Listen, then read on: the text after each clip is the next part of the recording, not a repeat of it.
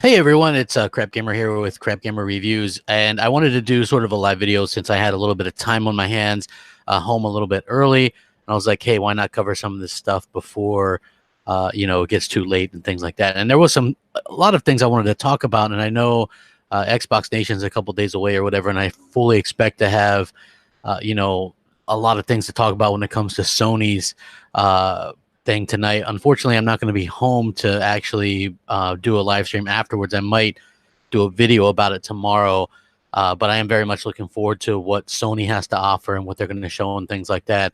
If you guys didn't know, they're doing their state of play, quote unquote, to sort of talk about what's going on there. So I'm really interested to see what they have to offer. I do think they're going to show some cool things. I'm looking forward to seeing a little bit more of Days Gone and maybe getting a release date or some more information for some of their other games / exclusives and things like that. So yeah, as a gamer, there's a lot of stuff going on lately, and I do think it's like way more than about time for them to actually get out there and start spreading some good news and things like that for the fans. It's a very exciting time for everybody, and even as a PlayStation owner, you were starting to wonder, hey, are they actually going to talk about this thing anymore? Are we ever going to get any kind of confirmation? And so now we have sort of a little bit of an idea that we are, in fact, going to be getting some of that stuff. Hey, love you guys too, man. Thank you guys for checking it out. Please like and share if you wouldn't mind it. I'm going to get into the price cut a little bit.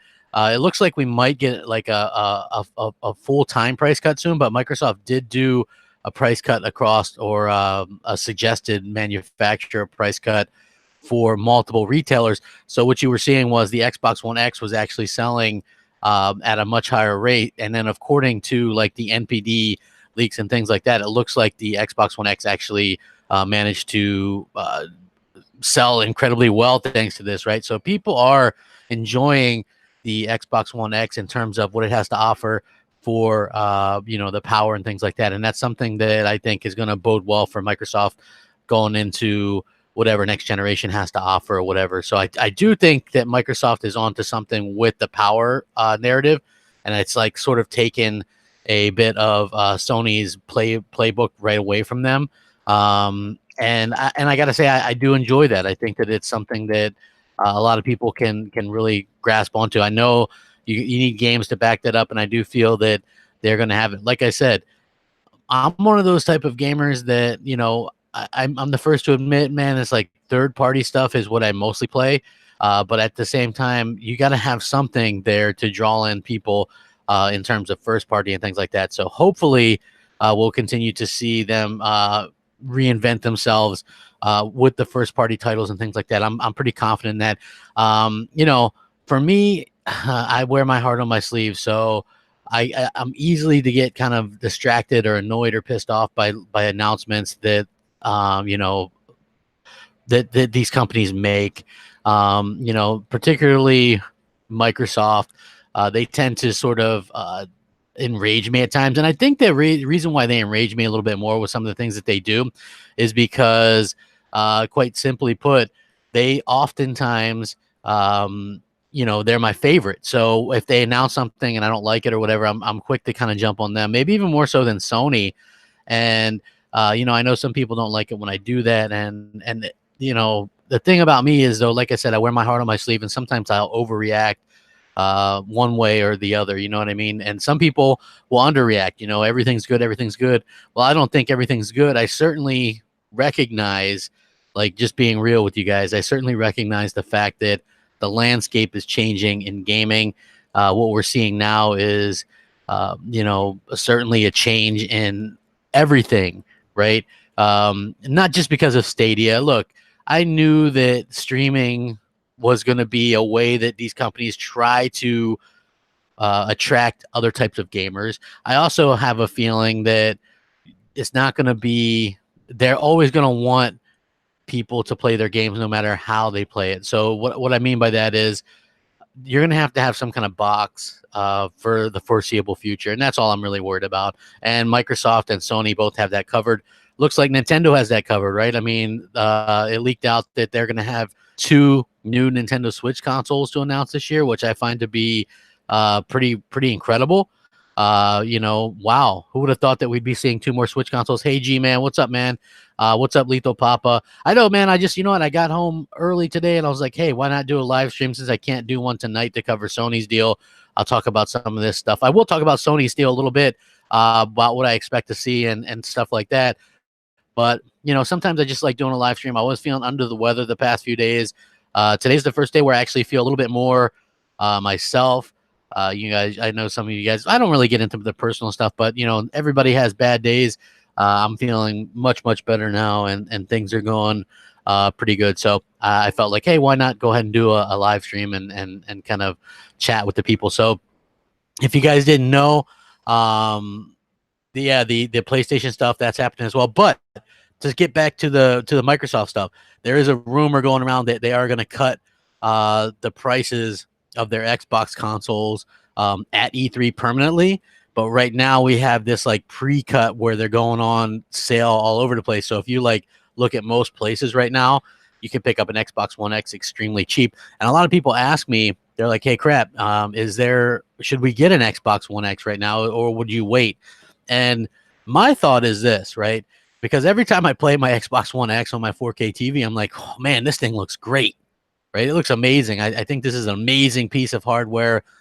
These games look and play absolutely fantastic. So if you're a type of person that realistically wants to just get the best out of the best kind of gaming you can from a console, I'm not nothing against PC. If you want to build it, they will come. You'll get the best performance, whatever. If you're a console person, that's what I say, because looks like these next 2 years are going to be mostly about multi-plats for the most part anyway. And, you know, if you're into like Gears and stuff like that, of course, you're going to be able to get that. And then Halo is definitely going to release on the Xbox One as well. So you're going to have plenty of stuff to play. And I say, why not? Because they're going to continue to support the X probably for a little bit, for a while longer anyway. And I think that's a very smart move by Microsoft.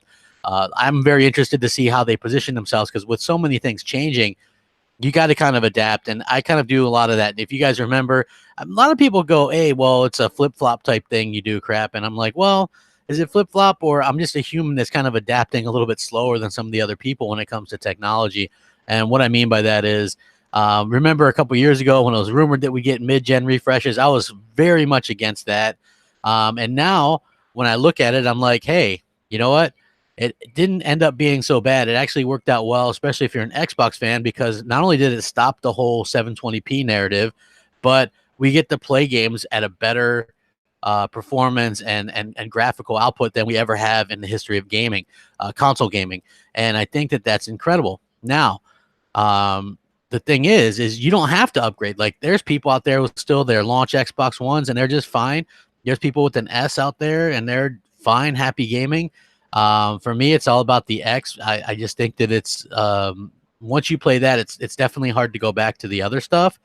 You know, like I like the PS4 Pro, but if I'm honest, games look really good on the regular base PS4 too. I'm not sure what the deal is with that. Like, things just look really good on the base PS4 as well. So if you were to play, say, God of War or Spider-Man on the base PS4 or PS4 Slim or whatever, that still looks incredible to me. Uncharted 4, for instance. You go back and play that, because I think when I first played that was on the regular PS4, and people were saying that rivals even top-notch graphics on a PC game, right? So that was with that hardware. That's what Sony really gets the most out of their hardware, which I think is really cool. And I hope that Microsoft starts to do that now that they've got more developers and they're giving their developers more time. I think the time aspect is something that really will help pay off in the long run. And I'm looking forward to seeing how that sort of works out as well. You know, just for the simple fact that there's no more rush, right? If you think about it, this would be the year that we get Forza Motorsport 8, I think it would be, right? But now we're not going to get a Forza Motorsport 8. Nope, not this year. They're going to actually hold it back, and we're going to be getting something probably at the launch of the next Xbox at the end of next year, which I am completely for, right? Just to be honest with you guys, I love the Forza games, but even Horizon, I think I'm ready to take maybe a little extra year break on those games and see what else we can get, you know? And I'm looking forward to seeing exactly what they have to offer. And you know what's very exciting about that is we don't know, for the first time in like a long, long time, us as gamers don't exactly know what we're going to get or what's going to be offered. So I think that's going to be something to keep in mind as well. It's a very exciting thing, You know, like if you're a Sony person, you pretty much know what you're going to get. But they could throw a monkey wrench in there today and be like, hey, this is what we're going to get, since there is no E3. And this is what I say, because I know some people, like, I don't hate Sony. I don't have a problem with them. They're not my favorite, but I still enjoy PlayStation, and I think they have some incredible games, right? That's when people come to me and they go, hey, crap, what do you think about Sony doing this? They're not allowing people to, or GameStop or anybody to sell digital codes anymore. Well, the thing I said about that was, I don't think it'll really matter. It's not very consumer friendly, but at the same time, you can still buy PlayStation Network cards, and that still allows you to buy games. And I think that's what's going to be most important for them going forward. And as long as they keep putting out amazing titles, right? Like, I don't care who you are, you have to admit they have some amazing, amazing titles. And as long as they're able to do that, right? Putting out those type of titles, people are going to continue to support their platform. They may not be the #1 platform, right? That people want. Like, I'm an Xbox guy, but I still buy PlayStation. But you're still going to want to play those games. Like, I don't want to miss out on those games. They put out some fantastic games every single generation, and it's really, really amazing to see them sort of be able to do this consistently. And I'm really looking forward to seeing how they continue to do that into the next generation, because it does look like they are going to go a little bit more traditional than what we've seen from some of these other companies and things like that. So that's kind of an exciting aspect to me, because it's like tradition versus change, and it's kind of this immovable object. And we're going to see how this kind of rock in a hard place situation works out for both these companies. And Nintendo, man, Nintendo just kind of does their own thing, which is pretty exciting. If you guys are just joining me, please hit that like button. I would really appreciate that. Share it out as well. I try to do these live streams maybe once a week if I can, if I have time. I really just kind of enjoy touching base with the fans and stuff like that, and it really does mean a lot. Sekiro is seeming hype week. I don't know. Oh, hey, what's up? What's up, George? Let's see. Yeah, well, let's see. It's because you don't want to fix.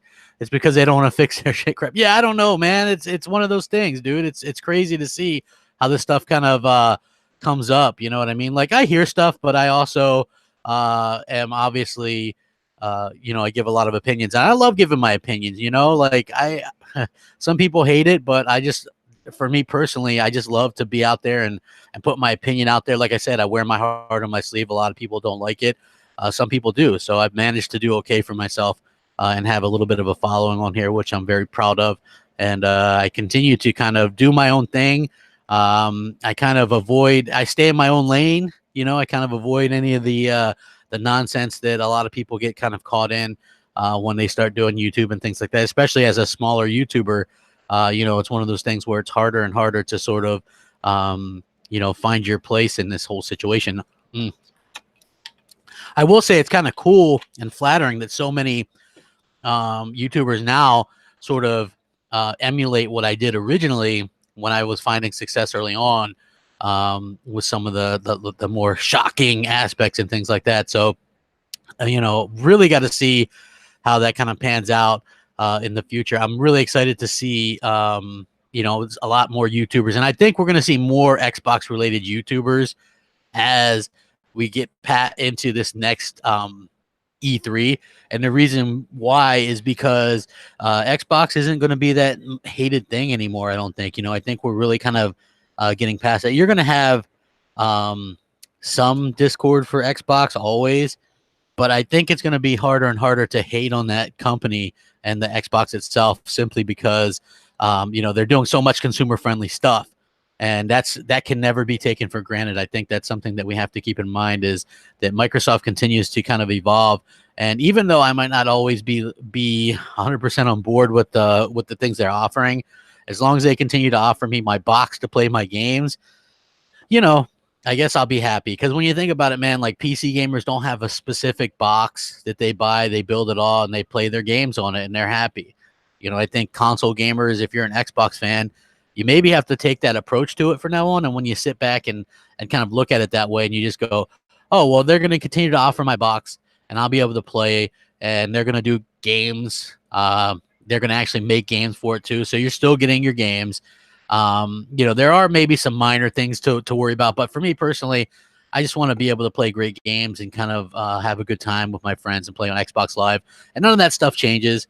You know, it is a little bit of a change because they're going to be doing some streaming and crossplay, which crossplay is my main concern right now. Is I always want the ability to toggle that off. So as long as they seemingly will give us that ability, right? Like there's no reason to freak out yet, but I just want that always to have the ability to toggle that off, no matter who the crossplay is, right?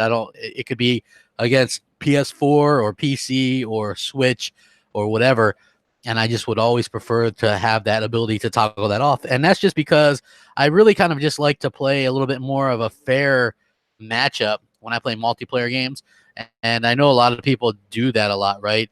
You know, and for me personally, that's what I look forward to. So yeah, that's what I'm most looking forward to, and I want to see Microsoft sort of kick that out of there as well. I also want to talk a little bit about Crackdown. I don't talk about more about PS4, man. I actually talk about Xbox quite a bit.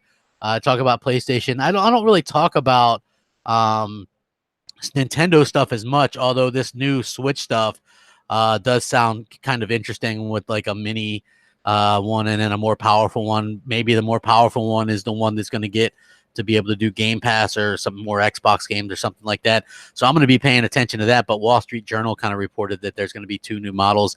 Maybe 2.5 years is a little bit too soon for that. But I don't know. You know, it's going to be interesting to see how that's going to work out. Stadia. I'm not really sure I'm going to talk much about Stadia. I'm not a big fan of that stuff, guys. Not really at all. But I do want to talk about Crackdown 3 a bit, right? So Crackdown 3, if you guys didn't know, didn't do really well in sales. Supposedly, it sold far less than 1 or 2, which I don't know. Maybe that comes as a bit of a surprise. Maybe it doesn't.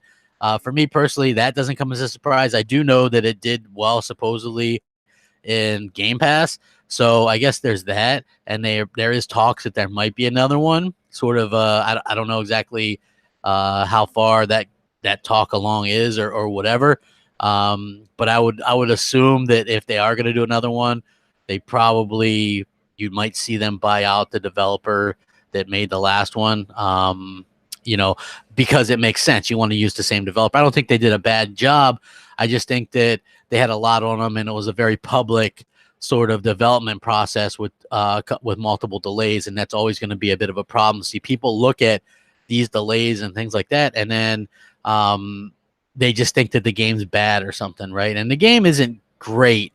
Like, I'm the first one to admit that, right? I like the game, but it's not a great game. It's just a game that you know, is kind of fun and a bit surprising. And yes, it can be repetitive, but at the same time, I think that, you know, gamers are, you know, kind of hip to the whole, you know, mediocre game thing. You know, if it's not something that you know, that's well known or that they're really sort of excited about, then they don't really care, you know, and it shows. Like, people kind of avoided this game, and that's a little bit of a bummer. And hopefully people played a lot of it in Game Pass. I know on my friends list, I think I had a ton of people playing it, and the fact that it sold so poorly lets me to believe that it probably means that this game was actually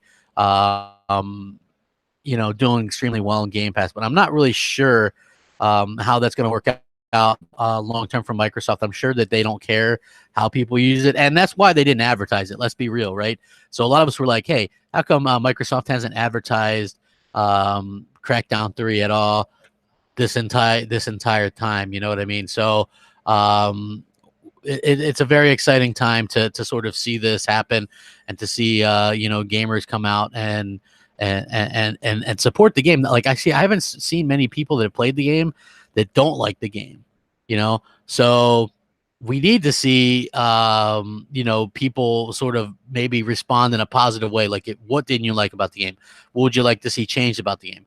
And I think that's what we're going to have to look forward to in a possible sequel if we ever do get one. I hope we get one, and I hope if we do get one, that it's a less public development process, because the development process for this one was just brutal, like, the entire time. You know what I mean?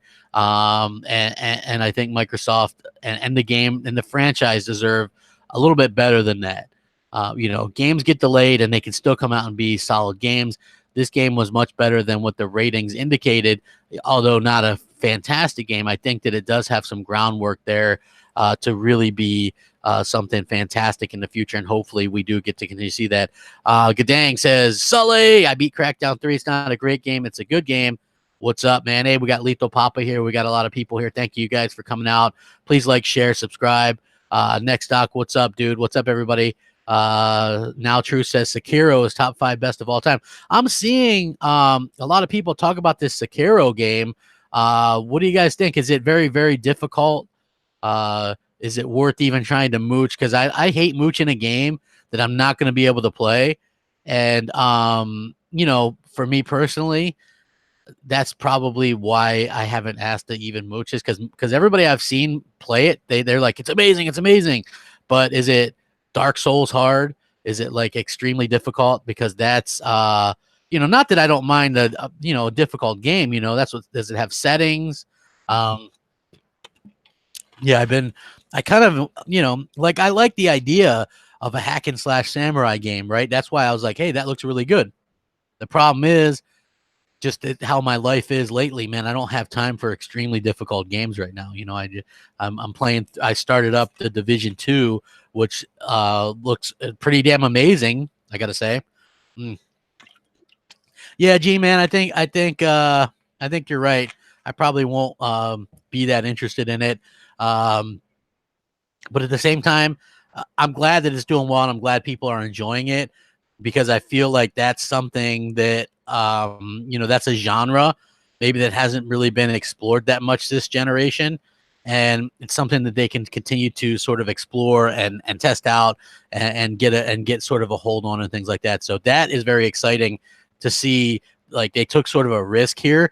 And I see people saying, hey, game of the year, you know, and I think that's awesome. You know, I wish that they would have done a little bit better job just looking at the how the game runs on Xbox One X and PS4 Pro, because basically it runs better on the Pro frame rate wise, but supposedly there's some kind of ambient occlusion or something on the Xbox One X version that makes it slightly better, but I would rather have the better frame rate on the X, to be honest with you. So basically the same, but runs a little bit better on the PS4 Pro. Maybe that shouldn't be much of a surprise, given that the developer has more experience with working with PlayStation consoles, but still would love to see that sort of pick up down the road and work out well for Xbox gamers and things like that. Because let's be real, the game itself, it looks really good. Like, I like what I've seen. I was watching Mooch stream a little bit of it, and it really it looks like it's a hell of a game. Probably not a game for me, if I'm just being honest. Yes, exactly, Nemesis. Division 2.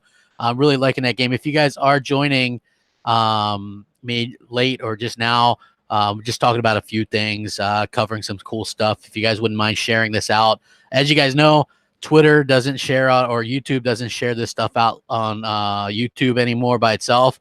So if you like something, it's not going to share it out. So you actually have to share it out like manually. So if you guys wouldn't mind doing that, I would really appreciate it. It does mean a lot to me, man. You guys come out here and support me. I do these little silly kind of podcasts and kind of shoot the breeze with you guys when I have some time, mostly because I feel, you know, it's a good way to connect with some of the fans and things like that when you guys are around. Plus, if I do it at an earlier time, sometimes it's easier to get to get going with people from like the UK and different parts of the world, because usually when I do podcasts, it's either well, I do M&C, or I do which is in the morning, or I do Xbox Nation, which is 8 at night on Eastern time. So a lot of people can't watch that if they're in the UK or whatever. So, you know, I really do love to see the fans come out and support me, and I really do appreciate you guys. Even if you guys don't, you know, maybe you're not a huge fan of me or whatever, it's cool, man. I like, if you don't share the same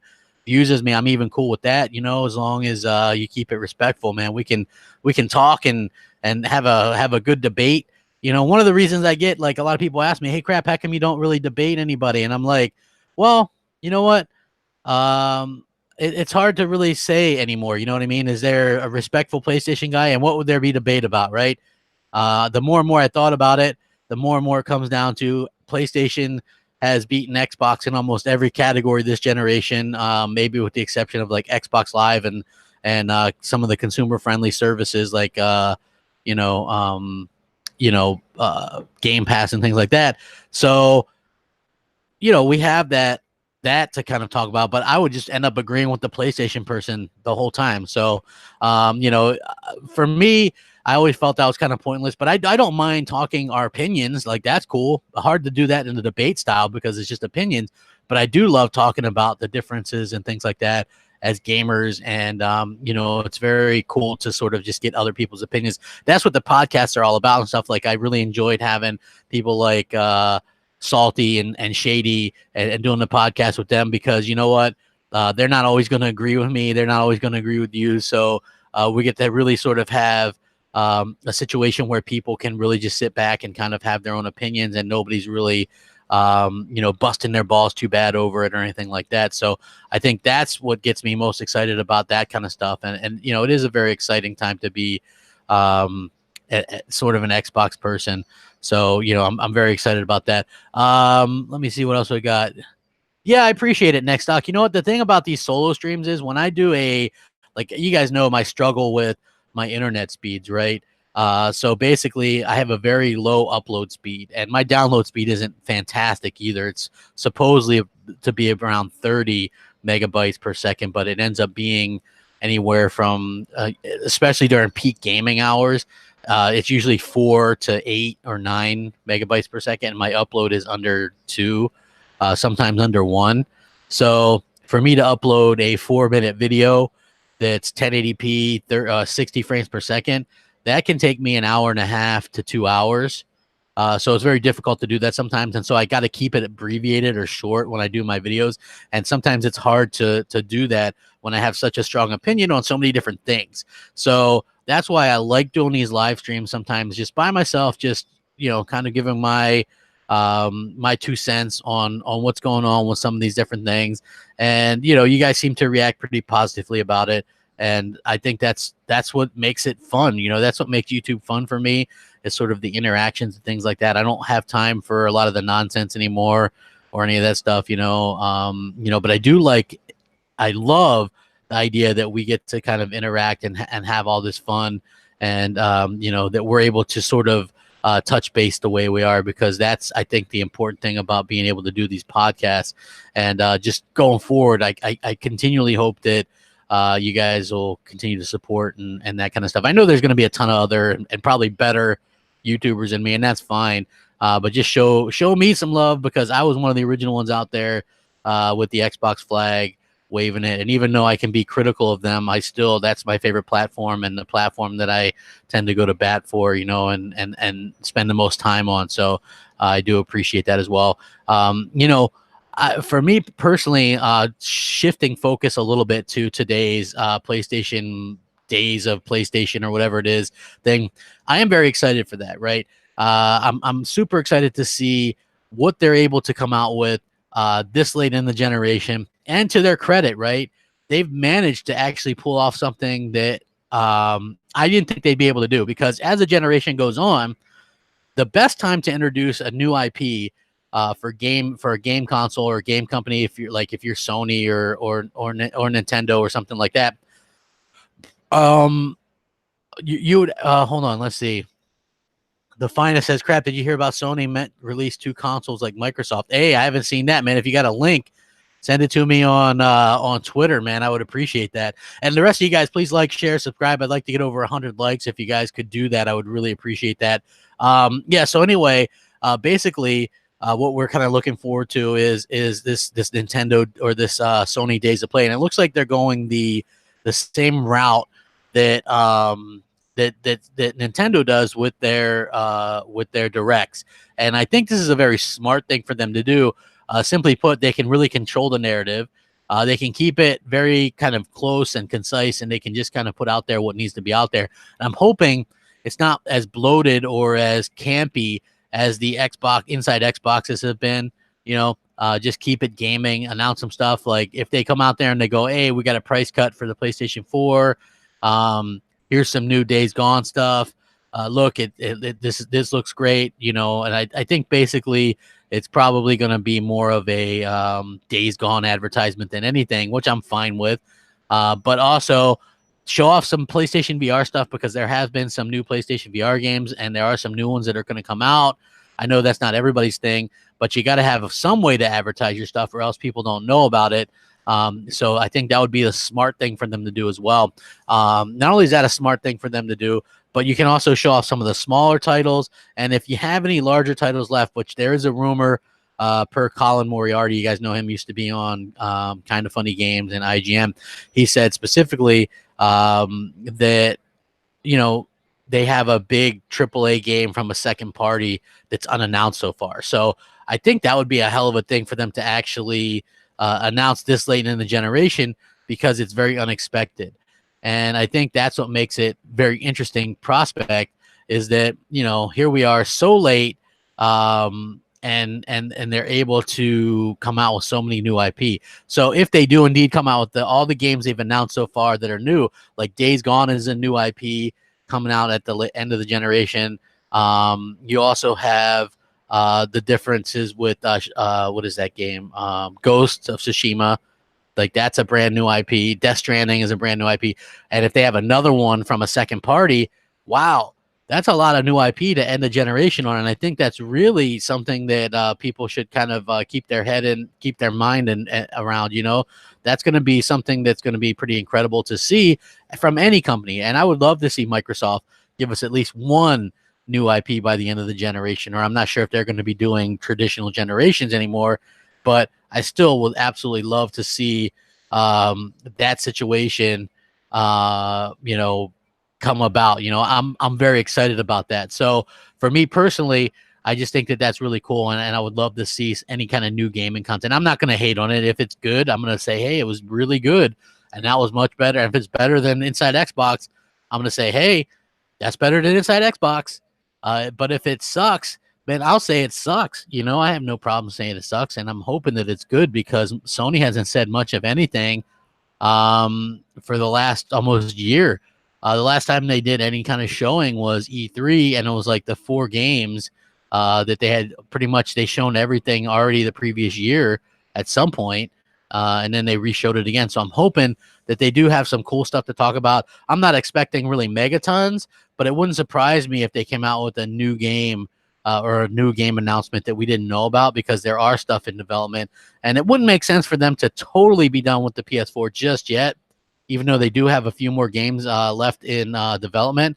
Tyler says late gen games are PlayStation's bread and butter. You know what? You could be right. TLR90 says, I think it'll be a decent stream today. I think so too. If you think about it, the PS3 had absolutely crazy games late in the generation. And I think it's just one of those things that's just really incredible to see, and incredible to sort of have that come about. Like, how do they pull that off? You know, how is that something that they're able to sort of pull off? If you guys are just joining me, I just seen a bump up. I would love to get 100 likes very quickly. You know, I would absolutely love to see that. And I would absolutely, I'm very excited to see what's going to happen with this, with their exclusives and stuff like that, because I think Sony starts slow traditionally and ends very, you know, very big. They go bigly, huge. And, you know, Microsoft started off kind of big, right? And then they just got like less and less and less. And, you know, now we're back in that rut where it's like Forza, Halo, or Gears. And if it's not those 3, then we don't really get much. And I'm hoping that these new studios kind of change that, because I think we deserve that. So I'm really looking forward to seeing how exactly that comes out. Now True says Detroit Become Human is going to Epic Store, but I don't think I want to install that store. I don't know, man. Epic Store seems like it's the way to go, man. Yeah, Mojo Blues. I thought that way too. Late gen titles always make sense when the console base is at its largest, because if you look at it this way, right? Wouldn't it have been easy? And now I don't remember how long it took Rockstar to release Grand Theft Auto 5 on Xbox One and PS4 after the initial release on 360 and PS3. But a lot of people would have said maybe you just delay it that year or year and a half or whatever it was and put them on the next gen consoles. No, you know why? Because it makes no sense to do that. And the reason why it makes no sense to do that is because you have what was it? 2 console install bases at like 80 million, and then you re-release it later and look at how much of a success that's been for them. I think that's what's been really incredible. And you know, I'm looking forward to that, to see exactly how that sort of plays off for them kind of going forward, because I think that Microsoft does have a couple surprises. I talked about one of them in a video last night. It looks like Microsoft has a new IP to end E3 with, if these rumors are to be kind of, you know, legit, if they're real. And you know what? I think they are. And I think we're going to get a Ninja Theory game and then another one. And I just hope that these are the type of games that we've been kind of asking for and sort of craving as Xbox fans, because I feel like we deserve, you know, something really kick-ass to end the generation. And I would absolutely love that. You know, there's lots of different, you know, instances where we kind of got screwed over a little bit this generation. I don't mean to want to harp on that stuff too much, because I think Microsoft has done a really good job of sort of getting things back on track and doing things and changing things and righting the ship, if you will. And I love that. I think they've done a really good job with that. I just want to see them continue to do that. And then also, in addition to that, offer us more games, because even though I love like hardcore Xbox One X and I love playing those third-party games on that, I want to see more exclusives as well. So I think that's very, very important, sort of going to into the next generation. I also wonder if Microsoft is just going to be calling it next generation, or how they're going to handle that. That's something I should take back my comment about the Epic Store. Dude, that Epic Store, man, they're making all the news, man. Those guys are playing for keeps. How can how can you not respect them? They're going after Steam, and here's the thing. I don't have a problem with Steam, but I feel like Steam probably needs competition. And so that's something that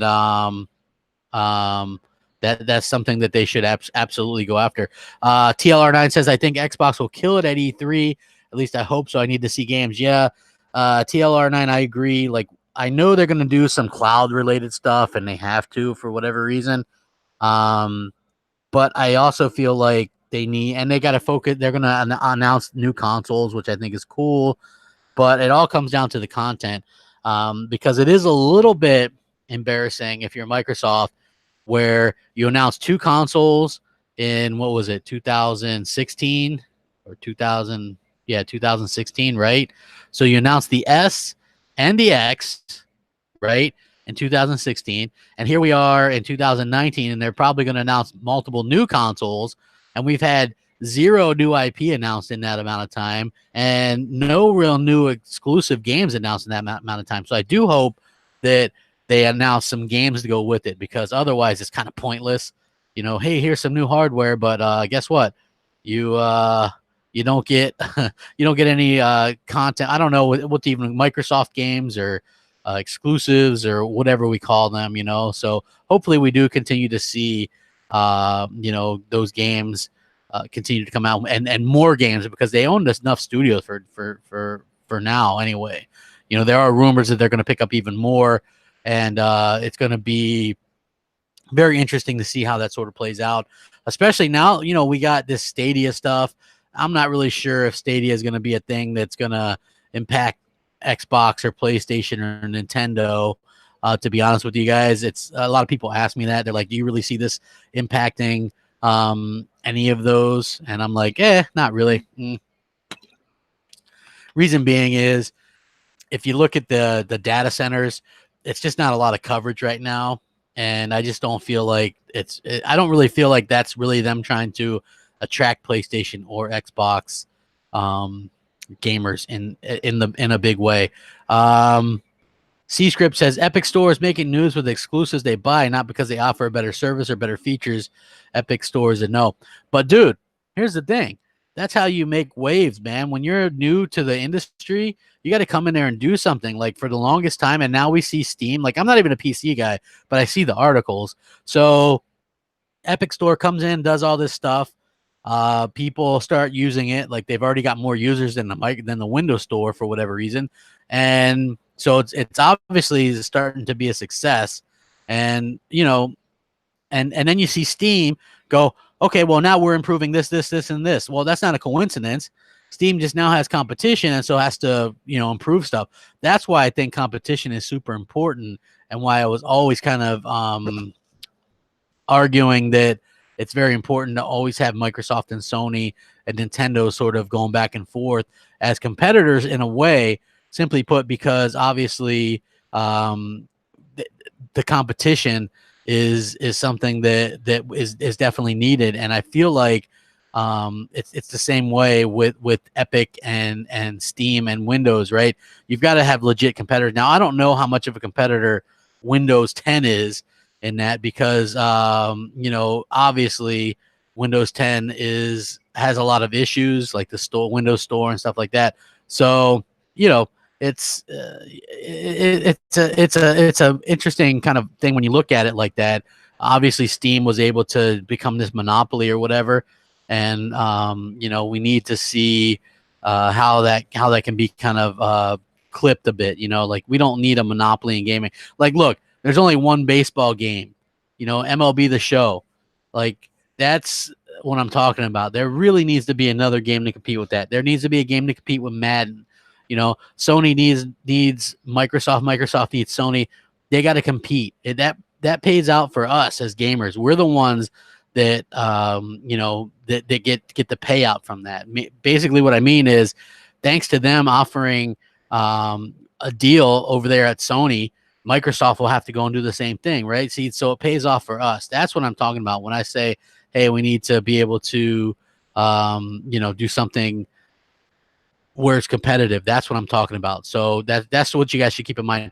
Hey, what's up, everybody? Very close to 100 likes. Please hit that like button, share it out. I appreciate it. Hey, Ice Queen Gaming, I appreciate you coming out as well. JT Gamer says, hey, Crap, what game should I get for my Switch? Please answer this. Well, you know what? The Switch has a lot of good games. Smash Brothers is a good game. I love Mario Kart on it. Zelda, if you're into that kind of game. Mario, Galaxy, or what the heck Mario is that? I forget which Mario it is. But yeah, the Mario game on there. They've got a real Splatoon 2 is good. I have those games. I have Mario Tennis. I have a lot of games on there. So pretty much if it's Nintendo made, you can definitely enjoy it. And I think that's going to be awesome. So Great One says Epic and Steam are great for each other. I agree 100%, man. G-Man says, but NBA has competition in Live and 2K, and those games are still getting stale. Quality competition is needed. Yeah, well, the problem is 2K series really kind of ran away with it, and then Live went away for a little bit, and then it came back, and then it was like an arcade game that wasn't full price, and it's like they aren't really making a good game, so people still just go with 2K. Excuse me, I had to take a drink real quick. So hopefully we see sort of more competition, and that's going to pay off for us. Because if you look at it, right, we didn't really get, the reason why we get free games at all with Xbox Live Gold is basically because of what Sony was doing with PlayStation Plus. That's the competition I'm talking about. One thing breeds the other. So we continue to get great things and great deals from that competition, and I think that's super important just kind of going forward. And then when you have like this other like competition with Google with Stadia or whatever, now the things that worry me, and I talked about this on M&C with this type of thing, right, where that's the only option, right? Like I don't necessarily like streaming isn't for me, right? Like I'm very honest about that. It's not for me, but at the same time, the main reason I'm kind of fearful for other people to use it, like if people ask me, what do you think about it, Crap? I'll be honest, like I'm never going to use it. I'm never going to use a streaming platform, right? Like if it's the only way, then I guess I'm not gaming anymore. Just that's how it is.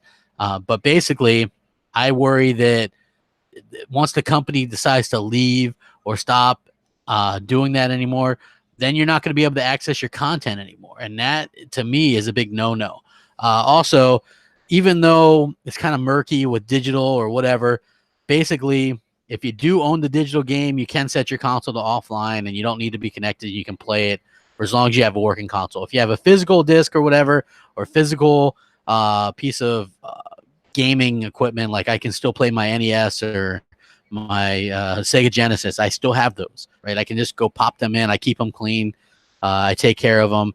They'll last me as long as I want them to. Now, game ownership is sort of a weird thing, but I can tell you this: you damn right better have a better ownership over those things than you do over that, right? Where it's strictly based off of your performance of your internet connection, which I don't have a great one. But if people are into that, man, don't let me crap on your parade, because I do think that we could see that really kind of straighten out in the future. And I think that that's something that we might actually see in the future, is it sort of straighten out and things like that.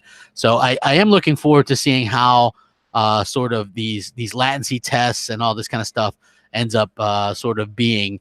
And it is interesting to see how, right immediately it was pretty laggy looking. And I know most people actually go out there and they buy a TV or a monitor with the least amount of input lag that you can get. And I think that makes a lot of sense, because you don't want that, especially if you play Twitch shooters like me. Like, I make sure that I set my TV to gaming mode, and I use as the equipment so it's the least amount of input lag that I can possibly get, because I feel like that's super important, and for my reactions and things like that. And so to have to go to a server and back again, especially if you're not right next to a server, then that's going to be a little bit more difficult. And so I think that Microsoft and Google obviously have a lot of work to do, and I'm not sure if they'll ever be able to really get it to where they need it to be like how we game natively. So it might not ever be there, which I think would be a bummer, especially if they do plan on replacing consoles at some point down the line. Because to me, it doesn't matter how fast your internet is, if it's still got to go back and forth through different wires. It's like having a like an extended extension cord or whatever. It's like it's got to go through that, and then back again. So very, very interesting to see how that sort of plays out. I'm not sold on any of this stuff, mainly because I feel like it's still too new, and I feel like this is something that, like, when I saw Google announce that stuff, for me personally, I thought it was maybe 10 to 15 years too early. Hold on. C-Script says wireless controllers add a little lag. It's just so small, it's insignificant. That's the goal. I know the wireless stuff. That's why they've kind of cut back on that a little bit, and some people will still plug theirs in. For me personally, I don't mind the little bit of I can't really notice that, but I'm very noticeable because I have tried to play PlayStation Now before, and I have played it. And then some of the times I wasn't able to play it because my internet wasn't fast enough at that particular time.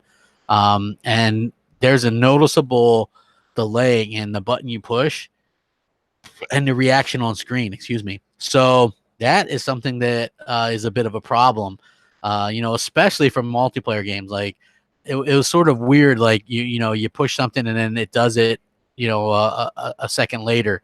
That's sort of a weird thing to experience in a game. And that's not fun. Like, I'm just being honest with you guys. Like, that's not fun for me.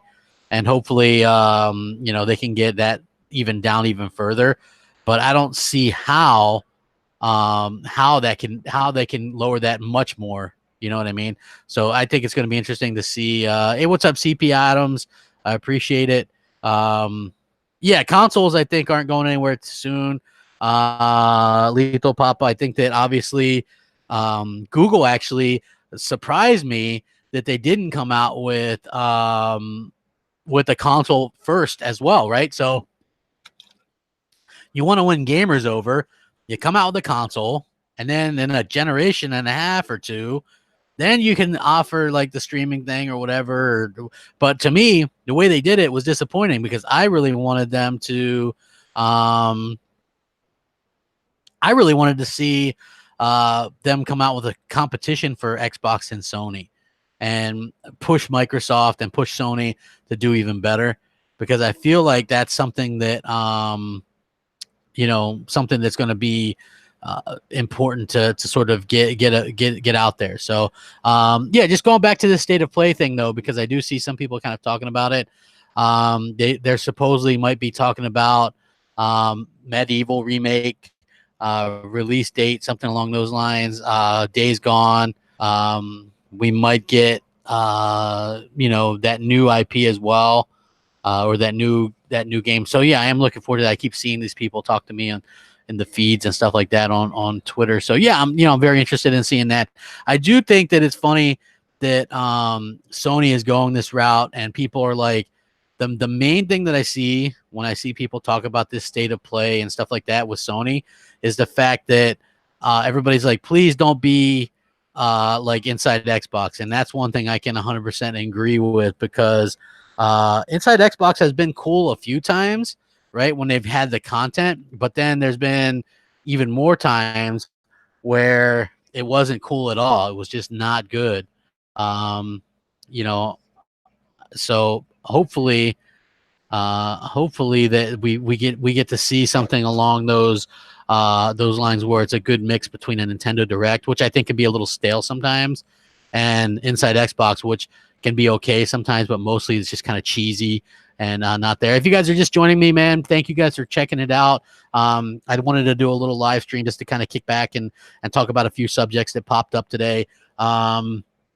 If you guys would be so kind as to like, share, and subscribe if you haven't already. Hit the bell, because if you guys didn't notice, like, the bell is what gets you guys notifications for the most part of all the content as soon as it drops, which is pretty important as well. So I wanted to also talk about this real quick. Just before I went live, I saw this. So there's a report that Nintendo's working on 2 new versions of the Nintendo Switch that could be released.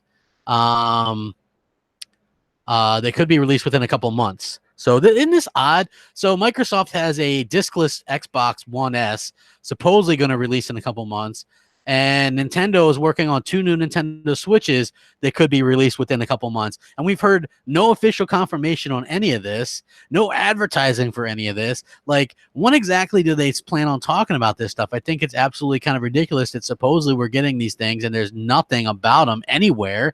And you know, there's really substantial rumors and reports about it. So one of the versions is named the Switch Mini, which comes with a smaller display, and one of the models, which is the Mini, is a cheaper variant, while the other has enhanced features targeted at avid video gamers. So the Wall Street Journal reported saying that the cheaper model will not have vibration feature, which means it won't have, most likely, detachable Joy-Con controllers. The cheaper model will be seen as a successor to the 3DS. So it's going to be more like just a handheld. And it probably will have a dock too, I guess, or you'll be able to do something with it. But for the most part, they're looking at it as just a handheld. And there's also a report that Nintendo is planning to release a Nintendo Switch Mini with a focus on portability. See, that makes sense to me, because I've been saying this for a long time. I have a Nintendo Switch. I like the Nintendo Switch, but I don't look at the Nintendo Switch as a portable device. That thing is completely too big and bulky for me to kind of carry around and do different things to. So, yeah, it's very interesting to sort of see that come out. Also, it looks like there's going to be a more powerful one that's going to be released as well, which I think we've all kind of heard about that. And Sony and Nintendo does do that from time to time, right? They did that with the 3DS. And so that makes a lot of sense for them. You just have to wonder, like, if somebody's just buying the Switch now, wouldn't they be pissed off if this turns out to be true? Because at the end of the day, you just spent money on a Nintendo Switch, and this thing is, you know, is kind of already obsolete. Which, I mean, I get that it's obsolete already compared to other things, but you get it and you think you're going to be able to play. Maybe are they going to make exclusive games for these other Switches, for the more powerful Switch? Like, because with the 3DS, they did come out with a more powerful one.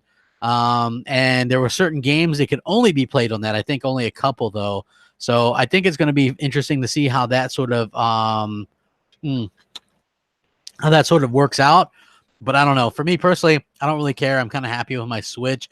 If there's a huge upgrade, maybe. but I just don't know that I played my Switch enough to really kind of warrant that. What do you guys think about like the Switches and all the consoles getting these mid-gen upgrades and updated hardware? Like, I would love to hear what you guys thought. Like in the chat, what do you guys think about that, huh?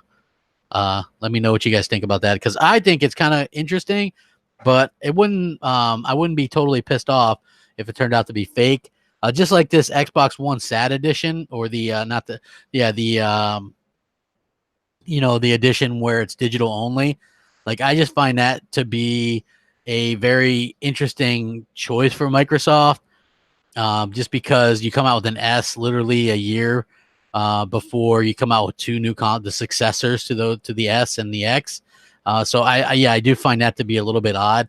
Nintendo Switch is selling like gangbusters, so I guess I'm not really sure why you would come out with new versions of that right now, unless it's to make people kind of double dip on double dip on the buying of those. So I do think that that's going to be very interesting to see how that sort of plays out in the future of what we get in games. Hey Crap, how are you? You think about the upcoming World War Z? Is that is a game? I don't really know if that's. I haven't really heard much about it. Yeah, Archon X has SAT edition. Come on, dude, it's the SAT edition, man. There's no disk drive. It's that they named it that, man. Of course they did. Should have been an X crap. Hey, I agree there. If you could have got a digital version of the X out there for $300, I think that sells, right? But there are rumors that they're going to be cutting prices across the board. If you can get the S with a disk drive out there, I still think that the S needs to be $199, and if this diskless thing happens to be true, that thing needs to be $99 to $150 tops, and then you're cooking with fire, right? But you got to get the X cut down as well. That thing needs to be at $399 tops, and you got to start getting these things out there, get people excited about the hardware and the game, show people games at E3. You're still going to have games to show, because look, we're getting Ori 2. They have announced Battletoads, although I think that is delayed, obviously. You're going to get Gears this year. It looks awesome. Halo next year, probably another Forza game. And rumor has it, Ninja Theory's game, which is a new IP, supposedly going to come out the first part of next year. So, yeah, that's going to be very interesting to see sort of how that plays out, and if that's something that fans can actually kind of get into. Crackdown 3 game of the year. Yeah, right. Big Mac says, hey, Crap, you and Moose do a live reaction podcast for the Sony thing? Dude, I wish we could, man. I'm not going to be home for the Sony thing. I'm going to watch it, but I'm not going to be home to actually do a live reaction. Sort of why I'm doing a video now, just to sort of talk about what I think they'll talk about. And then I might be able to do one tomorrow, or I might just do a video and kind of cover what I thought of it. If it's really crappy, I won't bother. But if I think it's really good, I'll probably do something. Because I am excited to see what they have to offer, because I really want to see what Sony can bring to the table in terms of their first attempt at something like Inside Xbox, or Xbox Daily or whatever. I think it's needed. They definitely needed to do this after skipping out on E3 and not doing a PSX or Gamescom or Paris Games Week last year. I think they definitely needed to do this. So absolutely think that. Let's see. Oh, CP Adams says, I'm interested to see how Microsoft plans to bring Game Pass to PC. Yeah, I guess that could be interesting. SOCOM returns. Hey, I would love SOCOM to return. I love SOCOM on the PS2. I didn't think it was great on the PS4. They did a couple different ones, SOCOM 4 and SOCOM Confrontation. I wasn't really a fan of those. I would love to see them kind of come back with that, though. It'd be great. It's not their first attempt. They had this show last gen. Did they, Daniel? I don't remember it, but you could be right. You could be right. Now True says Quantum Break is underrated science fiction shooter. Agreed. And not only that, but there's a rumor that Microsoft is actually planning a sequel to that, and it might be being made by an internal team, not Remedy Games. So I find that to be kind of interesting, but if I were to put money on it, I'd probably say that maybe Remedy will be back to make the sequel. Because simply put, look how fast they got that one game that they're coming out with this year. What the hell is the name of that game? Control. Yeah, Control. So yeah, they have Control coming out. Basically just a couple years after Quantum Break, or a few years after Quantum Break. So that could have been Quantum Break too, if you think about it. So very interesting to see how that sort of plays out for them as well. I would love to see a sequel. There's all kinds of rumors that that it's going to be. Oh wow, hold on. So this is kind of a new announcement as well. Daedalic Entertainment announces the Lord of the Rings Gollum. Unusual announcement has just taken place. The Lord of the Rings Gollum, an action adventure game that showcases Gollum's journey, according to Game Informer, is going to actually be releasing in 2021. But get this, right? So I know that's like sort of far away, but this is what the tagline is: all relevant console platforms at the time. So while it's not named explicitly, it's referring to next generation hardware. So this new Gollum Lord of the Rings game is going to be released in 2021, and it's going to be re-released specifically on next gen hardware and PC. So that sort of gives you an idea that we're going to have, that these dev kits are out there, and we can really start to expect to see these new games and things like that start to really hit in 2021. I'm sure we're going to have some in 2020 as well. Really looking forward to seeing what the future offers. What I want from the next generation stuff, because I know, here's the thing, I like next gen, I don't think is going to be a huge leap for us. If you're an Xbox One X gamer right now, you might get better frame rates on your 4K as well. But for the most part, I think we've kind of are where we're at. And so mostly I'm just interested in seeing like the more live worlds and things like that, because for me, when you play Crackdown 3, you just really want that world to be more alive. Or like I remember when I played Infamous Second Son, the world just did not seem alive to me, and that's the problem. Like I think the most alive worlds I've seen are the ones in the Assassin's Creed games, and I would love to see that level of sort of liveliness in every game if we could get it, and so I hope that we get like the bigger worlds and the livelier worlds and the more intelligent AI and more things on the screen and stuff like that. So that's really kind of my hope. I don't really have most people sort of have this type of hope. Like when we went into this generation, I guess a lot of people thought we'd be getting 1080p 60 on everything. I was never any of the ones that thought that way, right? I always thought that I never paid. I didn't know anything about resolution going into this generation, right? I had only ever seen one or two articles talking about resolution. So I was kind of baffled and perplexed to see so many different people care about it this gen. C-Script says 4K and graphics aren't the same thing. Better GPU and CPU leads to better games. It's not just resolution and frame rate. Yeah, that's what I'm saying. Here's the thing, though. The Xbox One X, I can see a clear difference in graphics in some games over like the competition. So that to me is what I'm more looking forward to, and I want to see better games and hopefully games that aren't held back by last gen hardware. So Control comes out supposedly in August.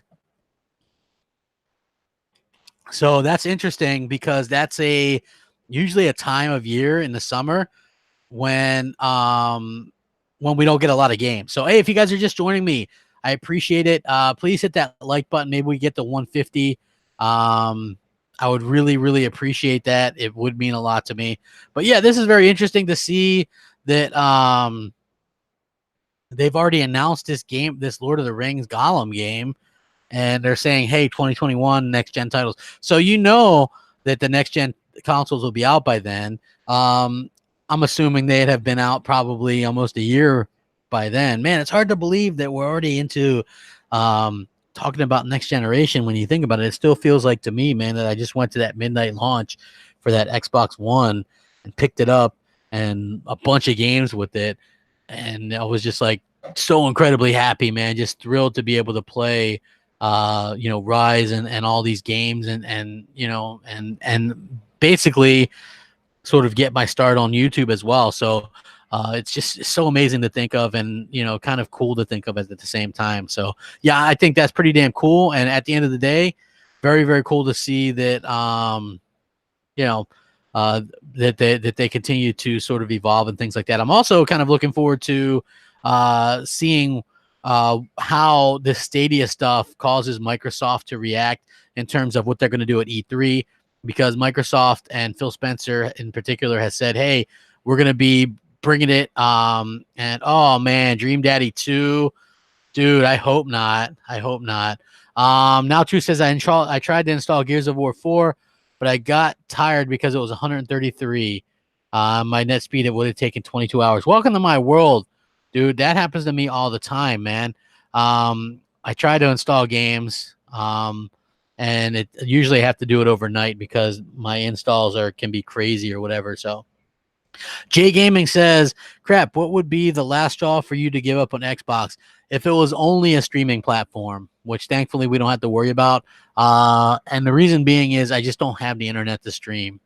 So I would not, I'm just an Xbox person. I like Xbox Live. I like the controller. My friends are on there. I've got, 160,000, almost 160,000 gamer score. Or yeah. I don't really think that would be something like that would totally have to be something that would make me give up on Xbox. Like, I don't know that there is that thing besides that, right? Like, I think that wouldn't happen. And that goes the same for Sony, man. Like, I like what Sony's doing. I love their games, to be honest with you. Like, Uncharted 4 was really good. I loved Until Dawn and Ratchet and Clank and God of War, probably the best game this generation. That game continues to win awards, by the way. I'm just like, it just does so amazingly well. And it continues to do just amazing things. For me personally, Detroit Become Human, and I know that's going to the Epic Store or whatever too, but I'm just saying, for me personally, such a great story, amazing game as a console gamer, and that it's only on that console. That's something that's really impressive to me, and I had such a good time. Even Spider-Man, even though it wasn't my favorite game, is a solid game, and it's something that a lot of people enjoyed as well. I enjoyed it. It wasn't my favorite. God of War was much better. I like Detroit much better than that game as well. So you have to see where I'm coming from with that. I think that what Microsoft has been able to do in direct competition with them hasn't been great, because I've enjoyed these PlayStation games. And that's something a lot of people have trouble with is if you haven't tried some of these PlayStation games, or you're too hardcore Xbox, like, you do yourself a disservice. And same thing if you're a PlayStation person, there are a good handful of exclusives, or if you're just a console person and you haven't bought an Xbox yet, I mean, the Forza Horizon games, Sunset Overdrive, Quantum Break, Halo, Gears, these are fantastic games. If you're a gamer, you deserve to try these games at least. You can pick up an Xbox One pretty cheap. It doesn't have to be an X. You can pick up a PS4 Slim. It doesn't have to be a Pro, just to enjoy these games, because they're worth it. And we get so caught up in a lot of this stuff lately that we kind of get lost in the most important thing. And I do it too sometimes. Is it's all about the games, and Microsoft and Sony. Honestly, just honestly have to focus on the games going forward. I know that they're going to have powerful hardware, and people are excited about that. I'm excited about that. But I just do think that they got to really focus on the games going forward as well. So that's super important for me, and I know that's super important for a lot of other people as well. So hopefully we continue to see them, get out there and make great games. I really do hope that we get even better games next generation than we got this generation. I want to see them go even bigger with God of War, now that they know that people like that, the changes that they make, right? I want to see them do whatever they can with Uncharted, whether it be a reboot or a sequel or something, right? I want to see what they do there. I want to see new IP. I want to see Microsoft bring out new IP. I want to see where Halo goes. I want to see where Gears goes. I want to see what they do with Forza, the next one, now that they're taking fan input and stuff like that. That's the stuff I want to see. I am very excited to see exactly what these companies bring to the table. It is a very exciting time, and I got to say that I'm very excited to see sort of what they bring to the table. Let's see. Dude, I finished God of War for the first time. Half of the game, you walk clumsily and find 3 enemies every now and then. No, dude, you gotta play the whole, like, not me, like, it really I don't know, maybe it didn't for you. For me, God of War just grabbed me right away and was just, I found it to be amazing. R Rob says, does Crytek own the Rise IP? Yes, Crytek does own the Rise IP. That's why we never got a sequel. There's some kind of falling out there or whatever. So Freeze Mother says, I wish Microsoft bought Turtle Rock. Back for Blood would be exclusive. Yeah, that would have been good. Dude, did you get your name from Bad Boys the movie? Because I think that's maybe what that's from. TLR9 says, can't wait to see Ninja Theory, what Ninja Theory has.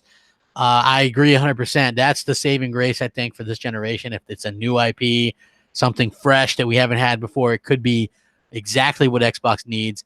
Next Doc says, do you find it disconcerting that Phil sounded more competitive in that email regarding Google than at any point speaking about PlayStation?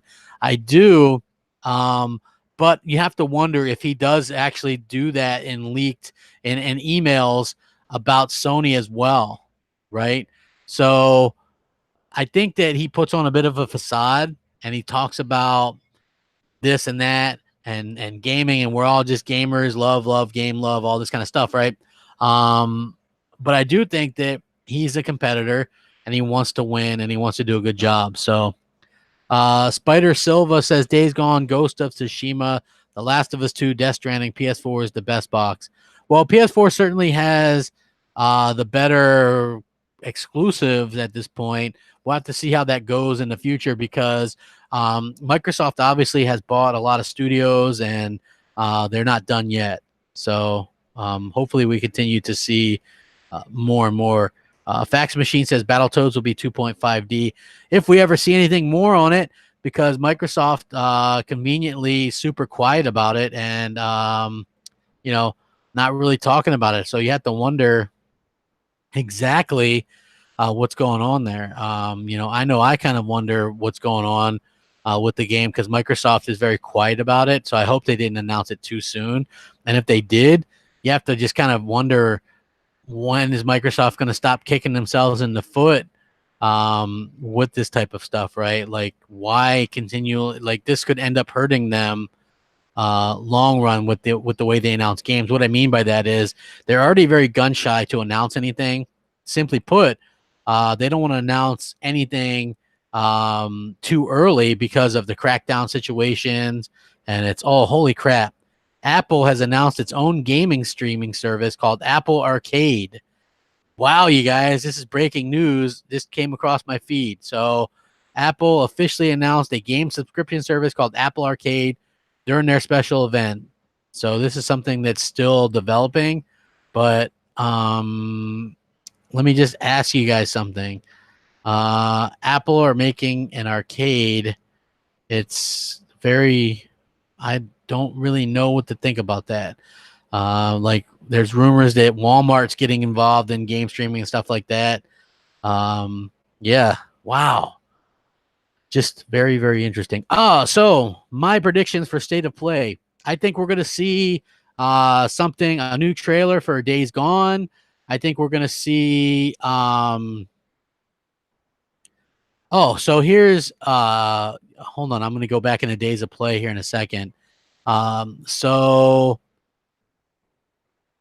I think that this is going to be this Apple Arcade stuff. They at least they put some different things up there what they're going to be doing. So it looks like they're going to be doing like small games, like just mobile games and stuff like that. 1 billion games have been downloading from the Apple Store. And there's only 300,000 games on the Apple Store. So there's that. And according to them, unlike game streaming services, all games are going to be playable offline. So, yeah, I mean, you're going to be able to play their games offline. I don't think they're going full AAA games or anything like that, but that is interesting. Now, back to the Hold on. Let's see. Pumpkin Queen says, I hope there isn't another video game crash. I brought this up the other week, and people kind of like didn't think, they thought I was kind of crazy. We're getting so many different options to stream and play video games now. It is kind of flooding the market, so that is a little bit of a concern in my opinion. I hope that only the strong is going to survive, though. So it's going to be interesting. Going to be a lot of gaming services bite the dust. You're right, Mojo Blues. I don't trust any of them. Forza Motor. Let's see. Marquise Goodwin says Forza Motorsport is doing what SMS did with Project Cars, building their game based off the sim racing community. The problem is, dude, those Project Car games suck. They're terrible. They handle like shit. Rob Ortiz says all exclusives do is make us pick up side, which is a shame. I use my X for the multi-platform games and my PS4 for exclusives. It's not really picking a side, man. Why wouldn't you play the exclusives on Xbox? Wouldn't you wish that Xbox had better exclusives as well? So, I mean, for me personally, that's how I pick games anyway. I pick games based on, or consoles for specific games. I bought an Xbox One, or I buy Xbox for PlayStation or for Gears, Halo, and Forza specifically. I want more than that now, obviously, but I do want to see what they come out with in the future. But for PlayStation, I buy PlayStation for God of War and Uncharted and like Ratchet and Clank and those type of games. So and I buy Nintendo platforms for Nintendo games. So that's why it's not really picking, because I prefer Xbox because that's where I spend the majority of my time for multiple reasons. But I think that the competition is needed. Like, you've got to have that competition there, and it just makes sense to be able to continue to sort of bring that, because it brings out the best in each other, and it gives us the best deals as gamers. So I'm hoping that they continue to offer this stiff competition for each other, and it pays off for us as fans and gamers, because that's the very exciting part, in my opinion. Just in my opinion, anyway. Apple has no games. I like it. Project Gotham. What happened to Project Gotham? Project Gotham Racing is dead. They only do it nowadays they do something else. The Horizon series is the spiritual successor to that. So yeah, we do have that to sort of look forward to. That's it, yeah. So there is not going to be any more Project Gotham Racing or anything like that. So yeah, there is that to sort of consider and sort of to look forward to and things like that. Project Cars is made for the various sim racers, is developed for wheel users, not controller, like Forza Motorsport. Yeah, well, you've got to make your game for controller based, because very few people have a wheel, man. I don't race with the wheel, man. I just like to control the controller. So Lethal Papa says, crap, you're going to be Anaconda and PS5 day one. Of course, man. I buy all this stuff day one if I can. And I'm an Xbox guy, so that's a for sure thing, especially if it comes out with the new Halo. I know you're not going to need the new Halo, need the new Xbox to play the new Halo, but I think it'll probably be obviously it's going to be much better on that, and so I'm going to get it. And then with the PlayStation 5, I like VR. I like Sony single player games, so I don't see why not. I think it makes a lot of sense to sort of go after and get those as soon as possible. And just I like to upgrade. It's been let's see. By the time that comes out, I would have had my PlayStation 4 Pro. I got that in 2016. So you're looking at like 4 years. Had my X for 3 years. I think that's plenty of time. Get out the new consoles, and I'll definitely be involved there day one. Doing my best to sort of support those platforms and things like that, because that's what I do. Gran Turismo 6, Need for Speed. I wish they would go back to the more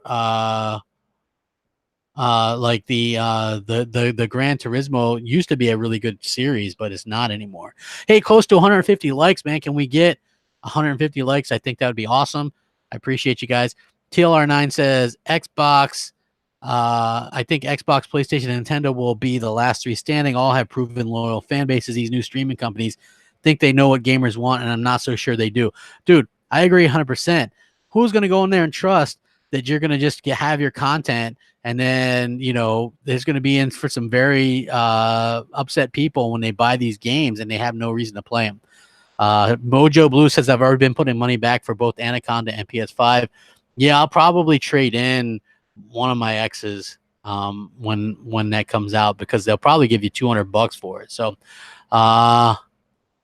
let's see. If people don't need the new Xbox because of forward compatibility, then people don't need PS5 either, because PS5 games are going to be cross-gen. Well, I think so to an extent, but I think Microsoft is going to be much more liberal with who plays their next-gen quote-unquote games on their older hardware. I think that if they do indeed release discless Xbox One S this year, then they're going to support it for the foreseeable future. So I think that the games will work on there. Just my opinion. Marquis Goodwin says, tell me this crap. Is Arthur Morgan not the best story-driven character this generation or what? Yeah, I got to say, man, that was like one hell of a story. I never thought that I would put in the amount of time that I did in a game that gave so little achievements, and I just could not get enough of Red Dead Redemption 2. Just absolutely probably one of the best games I've ever played. He is so amazing. That was such an amazing game. That whole game from start to finish was just unlike anything I've ever played before. And just so happy that I got to get in there and play that game and enjoy it.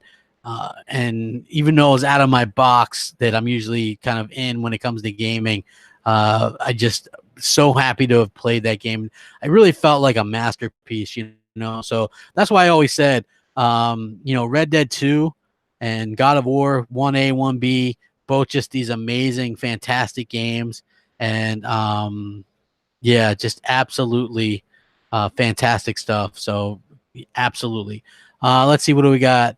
Arthur Morgan is a legend. Yes. Great One says, if Switch come out with a more powerful console, the current third-party games, how would you feel about having your weakest Switch that Nintendo underpowered when it came out? I don't know. I don't think they're going to have that big of a power thing where you're going to be able to get a bunch of games on there that that aren't going to be playable in the base Switch models. I don't think it works out that way. So it's going to be interesting to see how that works out. What's interesting though is because I know many of you guys know Jez Gordon, and he was talking about the Apple stuff, and he just tweeted out that something that I thought was very interesting. He says Apple and other tech companies taking premium gaming more seriously puts huge pressure on Microsoft to improve its content. The fact that Xbox isn't known for quality exclusives is going to hurt it in the coming store wars. So, I mean, he's not wrong. Microsoft should have focused on their content a long ago. That's the one thing that when you put out a box and you've got to have really quality games, and I think that the fact that they haven't really done that yet this generation at all, that's a bit of a problem. And hopefully they can fix that. I do believe they can. They've got some amazing talent now. It really just comes down to, are they going to be able to get it out there and sort of fix it in time for it? The ideal thing to do would be to get that Ninja Theory game out, get a great Gears of War game out, get some games out between now and next gen to prove that you are taking that content seriously and that you can put out great content. I think that's exactly what Microsoft needs to do, and hopefully they can do it. I believe in them. It's just going to take some time. Yeah, I'm very excited about that. I'm going to answer some more questions in the chat. Anybody else got some more questions or anything like that? Yeah. Oh, so I'm going to answer more questions. Blame Don Matrick. Yeah, he was going that whole Connect thing. I hope Gears 5 campaign runs 4K 60 on the X. Supposedly that's what it's supposed to do. So we'll see how that works out. But next gen is a year. Rushing any of those studios would be, you can't rush them. They're not going to rush any of the studios or any of the games. It's just not going to happen. Microsoft has to be very, very careful not to rush the studios. You don't want to get out there and cause sort of a situation where that's where they've had such bad scores before. So I know it seems like it wasn't rushed, but obviously stuff like Sea of Thieves and State of Decay 2 and you know, those games are rushed. Let's just be real. Crackdown 3, I don't know if Crackdown 3 is rushed. I just think Crackdown 3 had too public of a development and too public of people just kind of knowing what was going on. And when you expect something to be bad and you think something's going to be bad, that is you're going to find something bad. If you keep looking for some bad news, then you'll find it eventually. And I think that's what happens with Crackdown 3. Everybody just expected it to be so bad. So for me, when I played it, I was really surprised at it wasn't bad. It was good. I mean, not great, but it wasn't horrible. And people really just you know, just really kind of crapped on it because they expected it to be bad and wanted it to be. A lot of people wanted that game to be bad, which is very, very unfortunate. I really think that that's kind of ignorant, and that sucks that people kind of can be that way. Almost to 150 likes. That's awesome. On your kill list, he says, I don't think they were rushed. They were just trash. No, dude, they were rushed. If you look at it, man, like Sea of Thieves, if they would have released that now with all the content that's in it, that game would be an 80 Metacritic easy. Next doc says, how do you feel about the fact that they only feature content exclusive to Xbox Home Console? Sad I had to preface that. Is paying for Xbox Live and more Xbox fans don't speak up. I don't know, because I feel like it's a ripoff that we are the only ones that pay for that. But at the same time, I do believe that the fact that we pay Xbox Live and they make like $3 billion a year off that, that's the reason why we even get Xbox consoles anymore. So I think that's going to be interesting to see in the future as well. Crackdown 3 was a good Crackdown game, best since 1. Yeah, I agree with that. Let's see. Crap, in your opinion, which game do you like more, Crackdown 3 or Horizon Zero Dawn? Oh. That's a tough one. You know what? Yeah, that's tough. I don't know. I had more fun with Crackdown 3, but Horizon Zero Dawn was obviously the better game. So I guess that's the answer. Not to be kind of political about it, like a politician, but that's just the truth. I had more fun with it because it's goofy. So Crackdown 3 I had a good time with that. Horizon Zero Dawn was like just like tried to take itself a little bit too seriously and stuff like that. Although clearly the much better game. I hate waiting for E3 as well. Let's see. The only way Microsoft finds success is if everyone, Sony, Nintendo, Google, starts streaming. If they're the only company streaming, they might turn into a third party if they're not careful. I think Microsoft, they're already planning their next couple of consoles. So we do have that to kind of pay attention to. You know, I think that both Microsoft and Nintendo and Sony all have consoles planned for, you know, multiple generations on out from here. And then we have to just take it where it is. Like when we're all like, I don't know, who knows what 20 years will be like from now. So it really just kind of depends.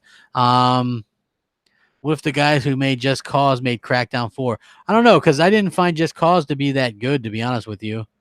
What do I believe to be an ideal development to announcement window? Okay, so I think if you have a game and it's within 18 months of being released, you can announce it. Otherwise, I don't really want to hear about games that come out, you know, like 4 or 5 years early. I don't like that at all. I think that's way too soon. Way too soon. Over under 30% Fable 4 reboot announcement at E3. I think 50-50 on that, because I do believe that Microsoft wants to go big and they've got to show games. Look, here's the thing. If they're trying to beat Google and all these other, like I just said a minute ago, like Jez Gordon's tweet said, you want to prove that you've got content coming. You've got to do it this year, right? If not now, then when? You've literally gone This will be the 4th year if they don't do it without a new IP announcement, right? You've got to get something new out there. You've got to get some new games announced. You got to showcase something. You've got to prove that you're serious about making content. You got to show that these studios can do something for your console or whatever else you want to think about. So, yeah, that's what I think about it. So, I think that it's super important that Microsoft gets the content out there. They've got to showcase as many games and Xbox exclusive or Microsoft exclusive as possible. That's going to be key, important to what they do. TLR9 says if Microsoft doesn't show games at E3, it's over. You're probably right, man. If they don't get out there and show what they have and what they can do, I agree with you 100%. It's looking like it's over. So you need content. If you waste this opportunity where you have the stage all to yourself, it is kind of over. Mike, let's see. We really don't want Microsoft pulling a Last Guardian. I agree. You don't need that as well. Why does no one talk about the games these days instead of the daily deluge of industry fanboy BS? I think it depends. I try to cover games as much as possible. Just there's so many that's out right now. You can, for long form, it depends on the game. But I think the games are the most important thing right now. Let's see. Microsoft needs to make a major acquisition like Steam or Rockstar. I don't think they'll ever do anything like that. I think that we are going to see a few more acquisitions in terms of studios, but I'm not sure exactly who they're going to be yet. Nine Live says Microsoft will fail if the focus is streaming. Yeah, look, you can't focus on streaming. You've got to keep your console gamers happy. Y9 Power says Microsoft should just release Blue Dragon 2 and Lost Odyssey 2 and MechAssault 4 and any franchises that were good and worked. Why isn't Microsoft listening? I think Microsoft wasn't listening for a long time, and now they probably are. So you'd be surprised at what some of the rumored stuff is that they have in development. I think they're going to actually surprise a lot of people this E3.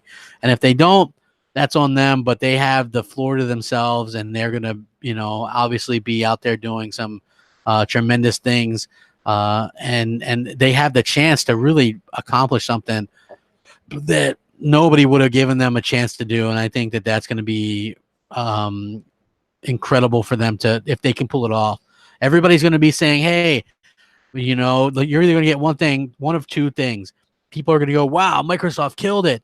They really destroyed it. They had all eyes on them. They did an amazing job. Amazing.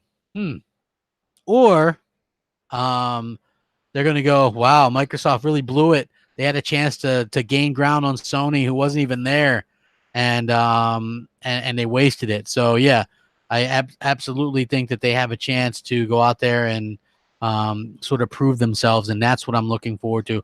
I hope that they can go out there and prove themselves to gamers, because we're so cynical and we're so fly by night. They show us good games, and people will be back on board. People will be back on board. So, yeah. So, by the way, this Apple announcement, it's called Apple Arcade. It's kind of like Game Pass, by the way. Apple, obviously, let's see. There will be no ads in any of the games or anything like that, allowing users to play what they want offline. So I find it funny that Apple introduced a service, right? And it's not it's not streaming. So that's weird to me. Especially with if you think about it, right? Like PlayStation Now more or less recently just said, hey, we're going to allow you to download our PlayStation Now games now, right? And then it picked up. Game Pass allows you to download. I have to wonder if that's not an early indication that people aren't as much interested in streaming as what these companies kind of believe. And what I mean by that is it's pretty clear to me anyway that people are more interested in, especially in North America and some of the UK and stuff, much more interested in actually fully downloading these games as opposed to streaming the content and stuff like that. So that is kind of probably got to scare them a little bit if you're Microsoft or whatever. So Jay Slayer says, crap, xCloud is going to enhance Xbox, not take it over. I don't think it's going to take it over, because I think that people are never going to want, or people, especially in the short term to midterm, aren't going to want that to be the only way that they can access their games, is with a constant internet connection. So, yeah.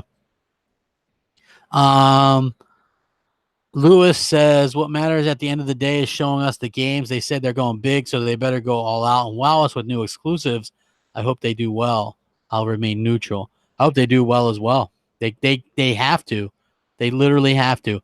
We've said this time and time again, but with the next generation around the corner, and that Sony is going to announce Horizon Zero Dawn 2, God of War 2, maybe an Uncharted. Who the hell knows what else they're going to announce? But they're going to announce so much stuff next year. It's going to be crazy, and they're going to have to do their best to have content to combat that. Next doc says, isn't it sad that last gen a game song 1 million was considered a platinum hit and deemed successful? Nowadays, over 1 million doesn't net you a sequel. Yeah, if it doesn't sell millions, multi-millions, it doesn't seem to really sort of be considered a hit, unfortunately. Let's see. Marcus Goodwin says, I think besides 2018, Sony has completely brainwashed the gaming industry. They've literally done Jedi mind tricks on the weak-minded. Well, here's the thing. They have good games, man. Whether you admit it or not, they have amazing games. And that sells platforms, that sells people on platforms, that keeps people interested and excited. And I think that's exactly what people like about Sony, right? They put out good games. You can get away with some of the other BS if you put out great games, and Sony is known for putting out really great exclusives, and that's why they're able to get away with so much that they do, right? So that's exactly why they can do it, in my opinion. T Bobo says, I highly doubt Microsoft can pump out exclusives before next gen, or they hold them back to next gen. Well, here's the thing. They've already confirmed that Halo Infinite is going to be out on Xbox One. Gears is. So the big rumor is that Ninja Theory has a game ready. So why wouldn't you release Ninja Theory's game when you have an install base of 40 million or 45 million or maybe 50? Who knows? But they have no problem doing that. It's like Sony might announce a new IP today, right? A second party one. That's a big rumor. And why would they do that, right, if next gen is a year and a half away? Well, because you've got so many people with the console right now that makes the most sense to get that into the hands of the most people. And Microsoft might not do full-on next gen where there's no option to play stuff on the old hardware. So what I mean by that is there might be forward compatibility. So it might not be as kind of cut and dry as what you think. And I think that's going to be very, very important to see how that kind of plays out for both these companies going forward. If Sony goes more traditional, where eventually, like, they might have a couple of cross-gen games, but then you're going to need a PS5 for sure to play the next God of War. But on Microsoft's platform, maybe you don't need a Anaconda to play Fable reboot, or the new IPs that Initiative are working on. Like, that's what's going to be interesting to see is what you need versus what they want you to have, right? Like, and I think that's going to be how it plays out. Like, that's going to be interesting to see how it plays out. So, at least for me, anyway, it's going to be interesting. Take care, crap. Okay, Y9 Power, appreciate it. Everybody hit that like button. 4 away from 150 likes. Mojo Blue says 50 million in 20 months before you can buy an Anaconda. That would be smart. That would be a good bet. I wouldn't mind. They aren't amazing, and they are literally copy and paste with different stories. Well, dude, here's the thing. Like, Uncharted is different than, say, Detroit or God of War. They're very different, obviously that third person thing is something that they have kind of switched to because it is very successful. But at the same time, it's pretty clear that people enjoy that, and they have to be a good game regardless, right? Like, I know people don't like Metacritic, but when so many people score these games incredibly well, it's pretty clear that the games are probably pretty good. Even if they're a game that you don't personally like. Like, I'm not a big fan of Horizon Zero Dawn, but I realize that it's a good game, just not my type of game. You know, just like Sekiro, right? Like, everybody loves this game. If I were to play that game, I'd probably hate it because it's not my type of game, but it doesn't make it a bad game, you know? Just like, people have to realize that. PS5 will be like a Unity Heretic real-time demo, 1440p 30, but the next gen visual level. I think PS5 is going to be 20 or is going to be 4K, 60 frames, you know, for the most part. So hopefully we continue to see, you know, stuff there. You know what I mean?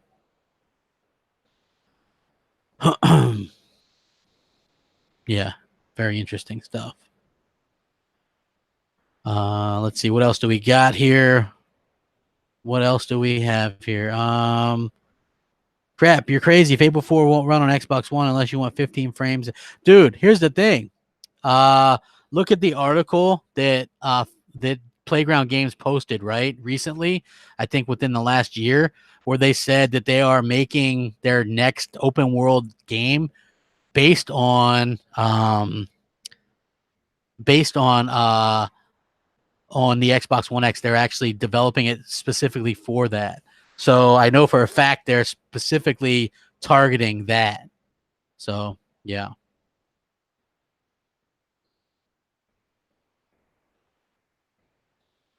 Let's see, what else do we got here, you guys? Let's see. Ninja Theory's next game is an exclusive. Yeah. Supposedly it's going to be. I don't see why it would be an exclusive. Xbox needs another trend-setting game. Think back to Halo and Gears. Here's the thing. Yeah, when Halo came out, Halo CE, that was a hell of a console seller for the Xbox, right? People loved it. Halo 2 pushed that even further. Halo 3 even further. Then when you see what Gears of War did, like, Gears of War sold me on Xbox 360, right? You have yet to have that this generation, and you might not get it, right? Maybe we're thinking of things a little bit differently, and maybe in the wrong sort of instance. So, you know, we do need that sort of game. I'm hoping we get that soon, or they announce it soon, or something along those lines, because I feel like we deserve that, and that Microsoft has to be paying and realize that there's a reason why people gravitated towards the 360, and why, you know, people looked at the original Xbox as sort of a hardcore gaming machine, and that's the reason why, right? It's such a hardcore gaming machine because it had these hardcore games, and people kind of looked at it as this super hardcore thing. So hopefully it is. Simon says Halo Infinite has to be a system seller. It looks like it's going to be great, man. I'm looking forward to it. Edison says, hey, crap, what about Battletoads? No news, waiting for this game. Battletoads looks like it's delayed. Sad to say. It was supposedly going to come out this year, this spring. Now we haven't heard anything from it. Haven't seen a single piece of footage from it. 100% guaranteed it's delayed. I know it's still coming out, but it is delayed right now. Predictions about state of play. They might do Last of Us. I don't think they're going to do Last of Us 2 gameplay. Reason being, and Mooch kind of set me up on this line of thinking, if you show The Last of Us 2, it totally outshines Days Gone, right? So I think that they're going to continue to do state of play throughout the year. I think we're going to get Medieval release date. We're going to get probably a new trailer from that. Days Gone trailer. They might do some kind of price cut on the PS4. They're going to show some PlayStation VR, some smaller games like indie stuff or whatever. There might be one bigger announcement of an exclusive from a third-party developer. So I think that's what we're going to see. I think it's going to be, I don't know how long it's supposed to last, but I would guess probably an hour, no longer than an hour for sure. And so, yeah, that's my kind of predictions. Wondering if I'll be right or not. I don't really know. Could be. I hope so.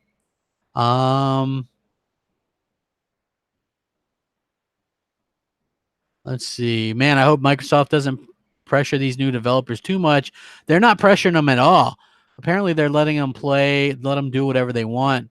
You know, they can take their time. Do you think it's about time, crap, Microsoft tells how many boxes are out? I don't really care. I don't think they will. I don't see how that helps uh, their end goal at all, to be honest with you. So I don't know. I don't actually think that they'll ever do that.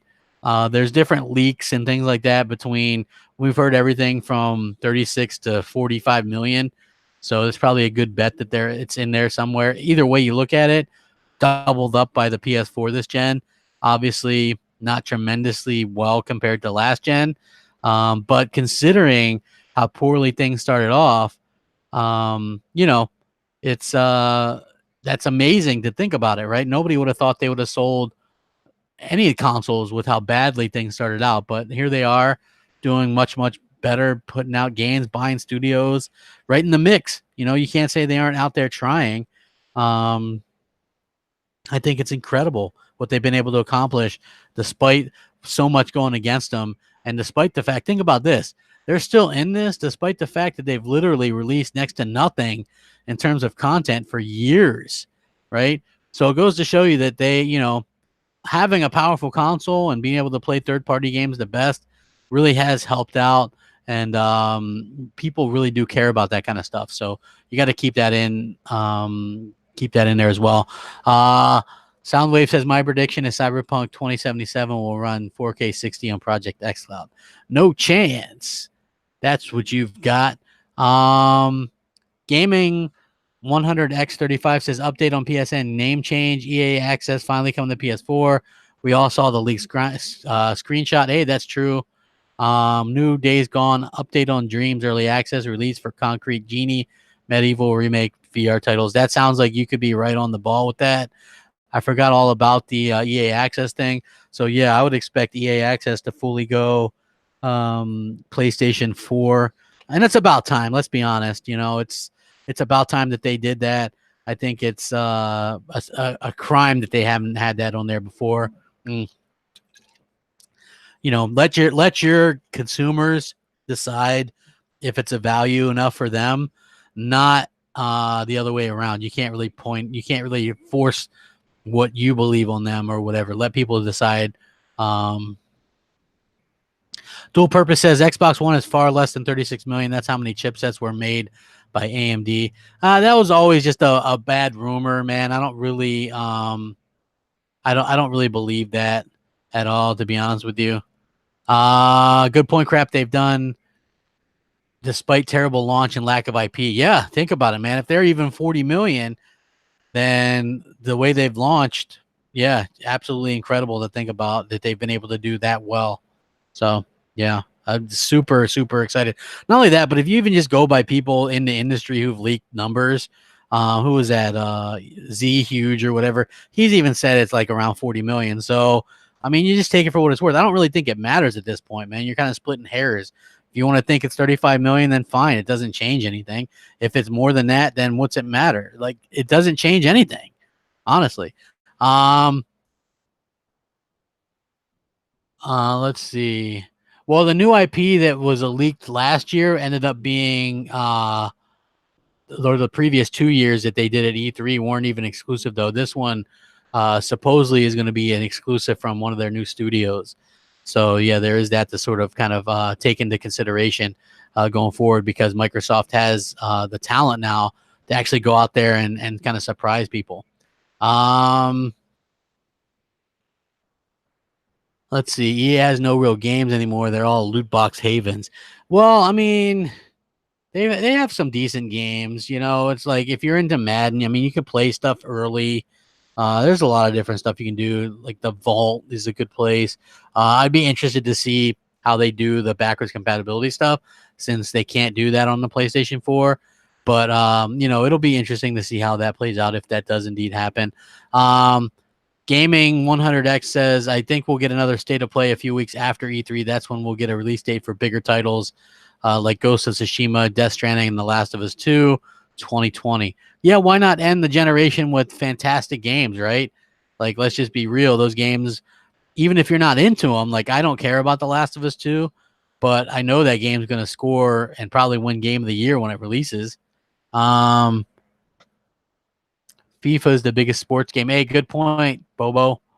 It's not all about Microsoft. It is about the Xbox, and Xbox must do well. I agree 100%. Microsoft has done a good job of positioning themselves to be a player for the foreseeable future.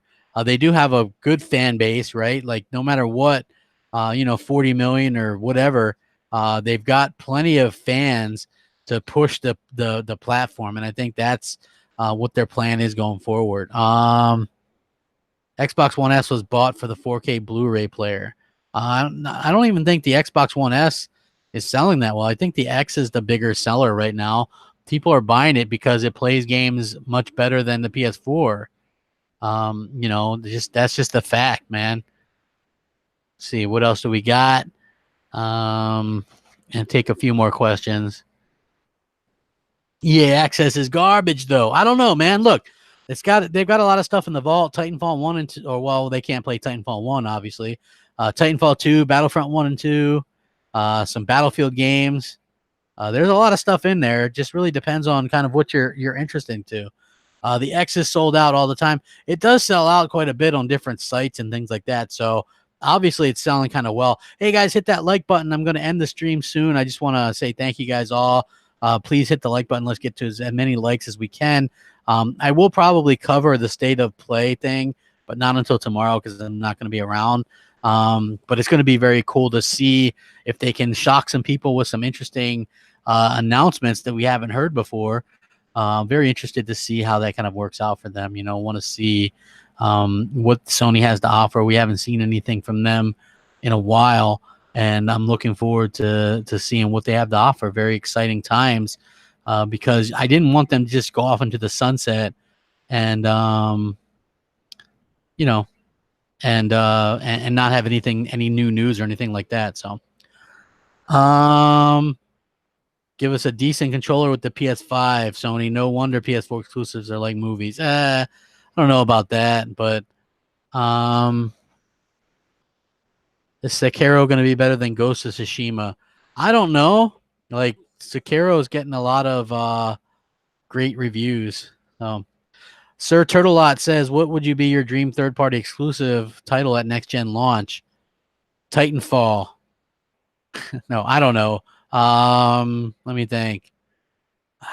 Third party, something new, right? Like just something new and fantastic. I think that would be great. What's the NPD numbers for Xbox console last month?